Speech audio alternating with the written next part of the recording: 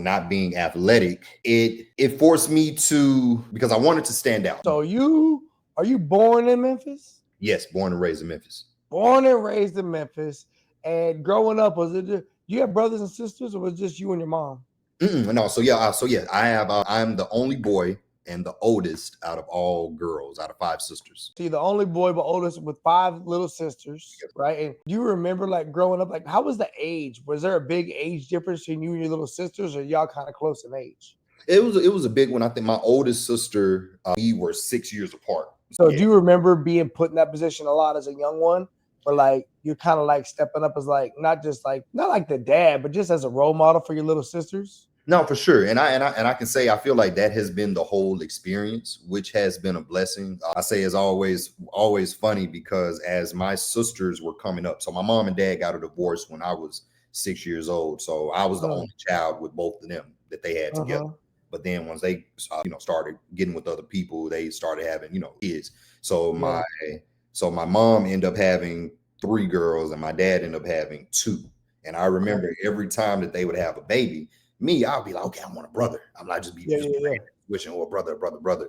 And each time it was they were girls. And so I kind of had a chip on my shoulder growing up, like, man, I want a brother. My first child is gonna be a son. That's what I would always manifest. So even with having sisters, that put me in a position of being the sibling that everyone looks up to. And how my sisters react to me, they do treat me as if I am someone that they look up to. So so I definitely handled that growing up or held that. When you're coming up in Memphis, you start doing music in high school, right? Yes, yeah. Earlier, really, to be honest with you, earlier than that. Yeah, I started writing in elementary.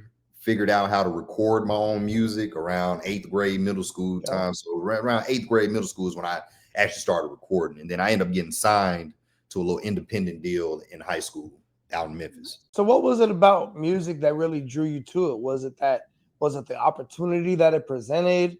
Was it the flavor of the music? Was it the energy of what your environment was? Like, what was it about music because you're a creative dude. I know that about you, right?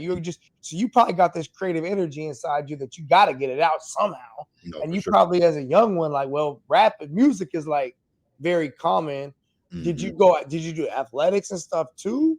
Or was you just purely into the arts? That's the thing. I was never athletic. And so not being athletic, it forced me to, because I wanted to stand out. I wanted to stand out some way. Knowing that I was not good athletic wise, but growing up, especially in the Black community and whatnot, you see that those are the kids that get the attention. If you can ball, if you do football, when you're coming up in school, those are the popular kids and whatnot. So I didn't have that on my side, but one thing that I always had a passion, like you say, for the creative space, for pop culture, and even outside of music. Music was the first love.